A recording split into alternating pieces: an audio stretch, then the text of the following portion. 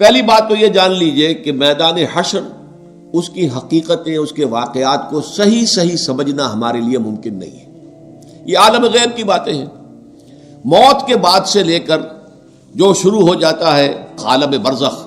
پھر بعث بعد الموت، قیامت، حساب کتاب، جنت، دوزخ، اس کی جو بھی ہمیں معلومات قرآن میں دی گئی ہیں بس اس پر اکتفا کرنا چاہیے،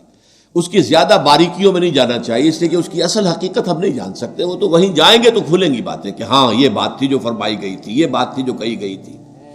تو نقشہ کچھ ایسا سامنے آتا ہے کہ ایک تو معاملہ ہوگا کافر اور مسلم کے درمیان تقسیم ہو جائے گی، یہ کفار تھے جائیں جہنم میں سیدھے، یہ مسلمان ہیں۔ اب مسلمانوں میں پھر واقعی جو سچے مسلمان ہیں اور جو جھوٹ موٹ کے مسلمان بنے ہوئے، ان کے دل میں حقیقی ایمان نہیں ہے، منافق ہیں، اب ان میں بھی ایک سکریننگ کی جائے گی، ایک چھلنی لگائی جائے گی تاکہ منافق ایک طرف رہ جائیں اور جو اہل ایمان حقیقی ہے وہ آگے نکل جائے۔ یہ جو چھلنی ہے اس کو پل صراط کہتے ہیں ہم اپنی زبان میں، اور یہ صراط ایک پل ہوگا، بہت تنگ سا پل، اور اس پہ شدید اندھیرا ہوگا، اور یہ جہنم کے اوپر ہوگا، نیچے جہنم دہک رہی ہوگی اور اس کے اوپر سے یہ پل صراط ہے، اور اس اندھیرے کے اندر ظاہر بات ہے کہ ٹھوکر کھا کے گر پڑنا جہنم کے اندر یہ بالکل قرین قیاس ہے۔ لیکن جو صاحب ایمان ہوں گے دنیا سے، جو ایمان کی اور اعمال صالحہ کی روشنی لے کر آئے تھے،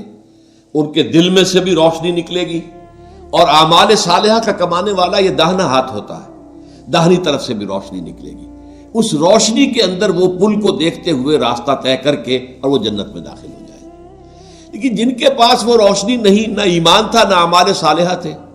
وہ جو ہے وہ ٹھوکریں کھائیں گے، گریں گے اور جہنم میں نکل جائیں گے۔ یہ ہے جسے ہم عام اپنی زبان میں پل، تو اردو کا لفظ عربی میں تو نہیں ہے، پل صراط ہم جس کو کہتے ہیں وہ یہ ہے، اور اس کا نقشہ جو ہے دو جگہ کھینچا گیا ہے۔ اہل ایمان، دل کا ایمان ہے تو دل سامنے سے اس کی روشنی ہوگی، اور اگر داہنی طرف جو ہے اعمال صالحہ ہے تو داہنی طرف روشنی، دونوں جگہ پر۔